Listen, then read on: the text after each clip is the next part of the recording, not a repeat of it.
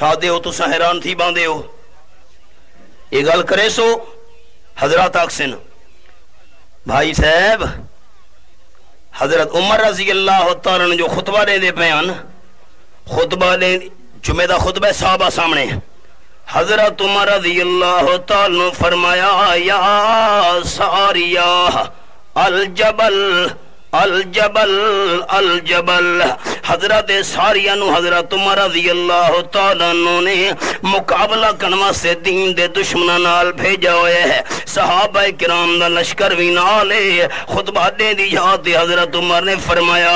اے ساریہ پہاڑ والے پاسو خیال کر عظمت والا مروا یا ساریہ الجبل دیکھن والے سنن والے صحابہ حیران تھی گئے ساریہ تاگیا ہوئے صحابہ کرام دے لشکر نال پتہ نہیں کیڑے علاقے دے اندر صحابہ کرام دا لشکر ہونے کافراں نال جہاد کریں دا پیا اسی اے حضرت عمر رضی اللہ تعالیٰ عنہ کے بے فرمینے نا کافی دیواراں دے بعد جس ویلے حضرت ساریہ واپس ہے صحابہ کرام پوچھتے نا بھائی جان گل سمجھ نہیں ہے حضرت عمر نے میں فرمایا حضرت ساریہ جواب دیون لگے جس ویلے کافراں نال لڑائی ساری تھی دی پئی دشمناں دا لشکر پچھلے پاسو آگے سادے تے حملہ کرنا چاہتا ہے حضرت عمر رضی اللہ تعالیٰ عنہ دی آواز میں دیکھن دے اندر پہنچ گئی اے ساریہ پہاڑ والے پاسو خیال کر میں صحابہ کراموں پاسو مقرر چکی تے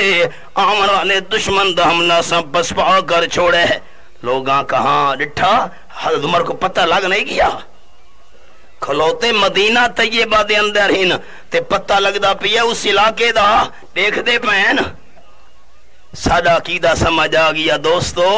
اللہ دساوے سینکڑا میل دے فاصلے تو پتہ لگ ونجے تے نہیں اللہ دساون تے آیا حضرت عمر رضی اللہ تعالیٰ مسجد دے اندر اللہ اکبر نماز شروع کی تھی نے